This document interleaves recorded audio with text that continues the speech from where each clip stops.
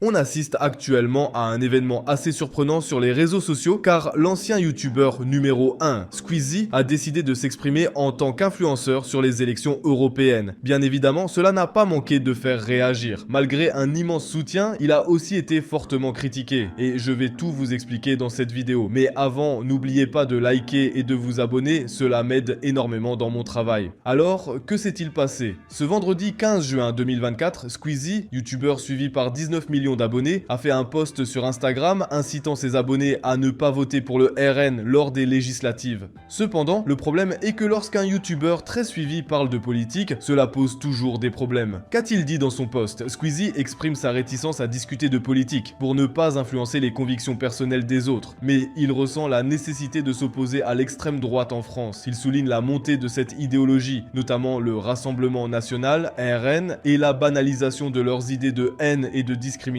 Malgré les leçons historiques sur leur danger, il critique le RN pour avoir adouci son image avec des discours moins violents, des candidats comme Jordan Bardella pour attirer la jeunesse et une communication maîtrisée sur les réseaux sociaux. Cependant, il demande aux lecteurs de juger le parti sur ses actions plutôt que sur ses paroles. Il énumère plusieurs votes du RN à l'Assemblée nationale qui contredisent leur discours, notamment contre l'augmentation du SMIC, la reconnaissance de l'esclavage comme crime contre l'humanité et des mesures pour l'égalité des genres et les droits LGBTQIA+. Squeezie rappelle que le RN n'a jamais été au pouvoir en France, ce qui empêche de voir directement leur incompétence et leur dangerosité, mais il évoque les conséquences désastreuses observées dans d'autres pays où des partis d'extrême droite ont gouverné, comme le recul des libertés, des droits des femmes et LGBTQIA+, et des aides aux citoyens défavorisés. Il appelle ceux qui soutiennent le RN par désespoir ou par propagande à reconsidérer leur position et à ne pas avoir honte de changer d'avis. Il se mobilise contre l'extrême droite pour le bien de tous les citoyens et invite les électeurs à voter les 30 juin et 7 juillet en gardant en tête que soutenir un parti prônant la haine et la discrimination n'est jamais une solution. C'est sûr que lorsqu'un influenceur parle de politique, surtout aussi frontalement, c'est toujours problématique. Squeezie est un youtubeur de divertissement, son contenu ne repose pas sur la politique et encore moins sur un parti en particulier, ce qui fait qu'il n'occupe pas une position crédible pour parler politique et encore moins pour rediriger les plus jeunes vers un autre parti, surtout qu'en général, inciter une personne à voter pour un parti politique est mal vu, et beaucoup de personnes l'ont ressenti, exprimant leur mécontentement. Certains tweets disaient « Le type habite un duplex rue du Faubourg Saint-Honoré et se permet de moraliser les Français sur leur vote. La déconnexion est totale, sors un peu du 8e, tu comprendras mieux », ainsi que d'autres tweets assez critiques envers lui, et cela a tellement impacté ses abonnés qu'en même pas 2 heures, il a perdu plus de 100 000 abonnés sur YouTube.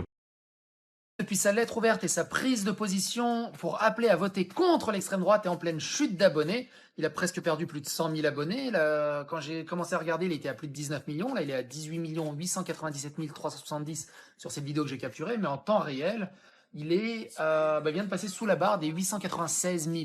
Donc 18 896 000. Et la courbe, elle est ultra descendante, il n'y a aucune direction. C'est un truc de fou furieux. Est-ce que vous-même, vous avez décidé de vous désabonner de Squeezie après sa prise de parole? Est-ce que vous avez décidé de conserver votre abonnement ou même de vous abonner? N'hésitez pas à le dire dans les commentaires, à donner votre avis, votre opinion. Jusqu'à où ça va descendre? Jusqu'à quand ça va descendre? On verra bien. Est-ce que Squeezie va devenir numéro 3 bientôt? Seul l'avenir nous le dira.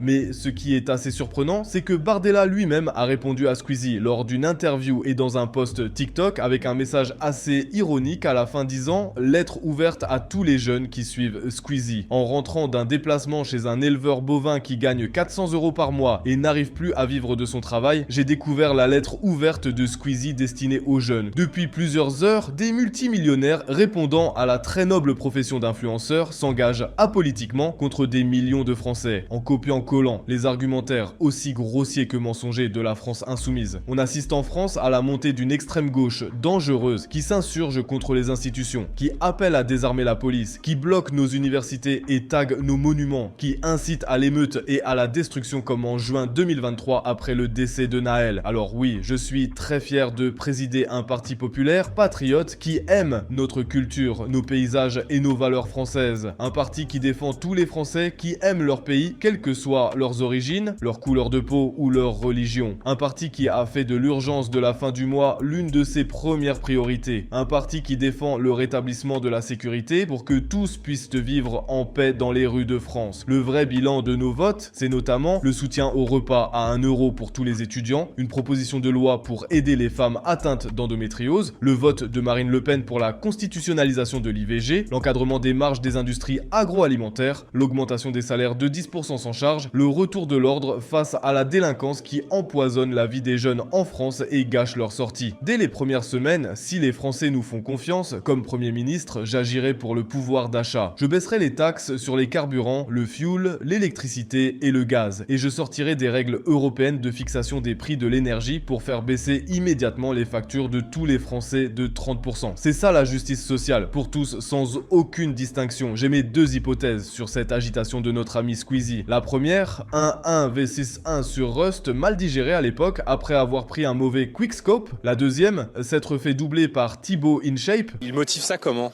Sur quelle proposition que nous portons, Squeezie est en désaccord, il veut pas augmenter le pouvoir d'achat, il veut pas rétablir la sécurité, il veut pas protéger nos frontières, parce que c'est, je crois, ce que souhaite une majorité de Français. Il faut respecter encore le choix de chacun, et Squeezie a parfaitement le droit de se positionner, mais il faut respecter les Français.